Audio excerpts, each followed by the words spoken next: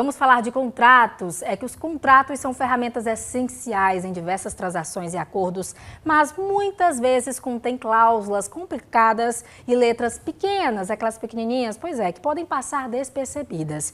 Essas partes do documento, frequentemente negligenciadas, escondem termos e condições que podem impactar os direitos e deveres das partes envolvidas. Para falar mais sobre esse assunto, já estamos aqui em estúdio com a advogada Samantha Matos. Seja bem-vinda, bom dia. Muito obrigada, muito bom dia, Tracy, bom dia a todos que nos assistem. Vamos às nossas cartelinhas que vão nos ajudar aqui na nossa entrevista, lembrando a você que o nosso número também está na tela, diante de qualquer dúvida, manda mensagem para cá.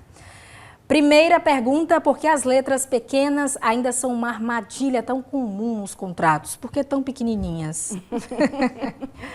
As letras elas podem até ser pequenas, mas os problemas podem ser enormes, não é verdade, Tracy? Então, se não tiver realmente ali a clareza do que está sendo disponibilizado, o contrato está sendo firmado, quais são todas as regras que cabem entre as partes envolvidas. E pior, se essas regras estiverem em letras miudinhas, como é que você vai ter essa clareza e contratar um serviço ou um produto de maneira confiante, né? De maneira acertada? E por que que isso acontece tanto, Tracy? Acontece porque os consumidores, de maneira geral, ainda não têm o hábito, o costume de ler o contrato, ou também, que é muito comum, não ter tempo suficiente para ler um contrato na íntegra. Ali as relações de consumo acontecem de maneira rápida, então não dá tempo às vezes ler um contrato na íntegra. E outra dificuldade que acontece bastante é justamente o formalismo, a escrita jurídica, que faz com que gere ali uma dificuldade para o consumidor de compreender o que está ali escrito.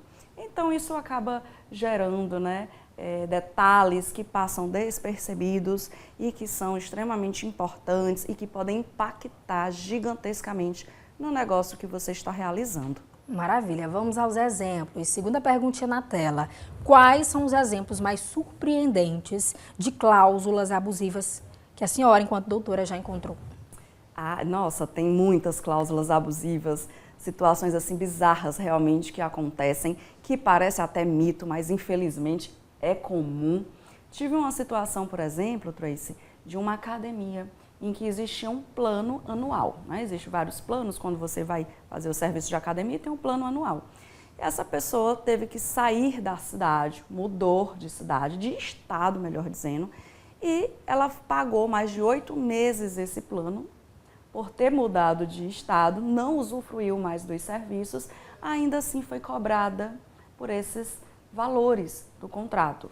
Então, assim, veja que é uma situação desarrazoada, que é uma situação desproporcional. Como é que você está com mais de 8 meses impossibilitado de usufruir um serviço, de ir para aquela academia por uma questão geográfica, você mudou de cidade, e ainda assim existe a cobrança da mensalidade? Tudo bem, fazer um plano anual é correto, mas é abusivo, é desproporcional cobrar por um período muito longo em que há uma inviabilidade de usufruir daquele serviço, tá? Então, assim, isso é uma situação que ocorreu e que eu considero muito abusiva, bizarro mesmo até, e que, levado à justiça, foi considerado sim uma prática abusiva, porque gera uma desvantagem muito grande para o consumidor.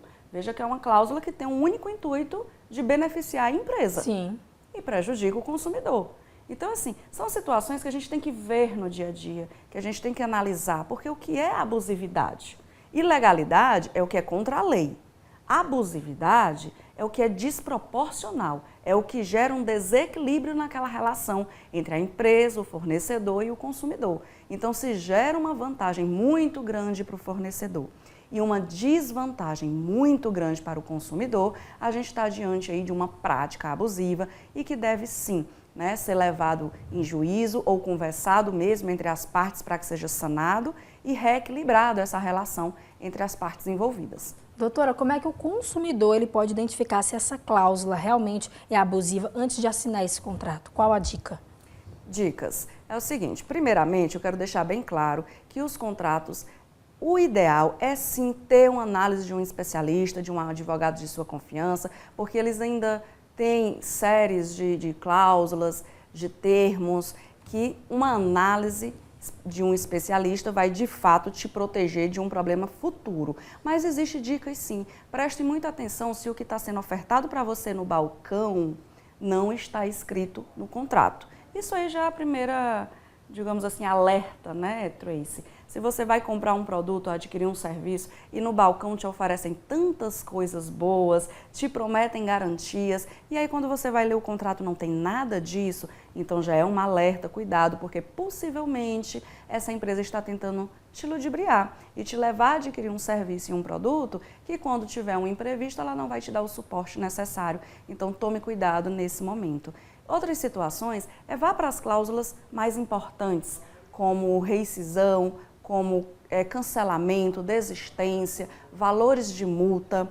Desconfie das palavras renúncia de direitos, carro-chefe de cláusula abusiva. Renúncia, né? Renúncia de direitos. A maioria dos direitos, né, via de regra, eles não vão poder ser renunciáveis. E os que podem ser renunciáveis, ou seja, você desistir de exercer aquele direito, o consumidor não sabe que está escrito naquele contrato. Então, como é que você vai renunciar a algo que você nem sabe da existência dele no contrato?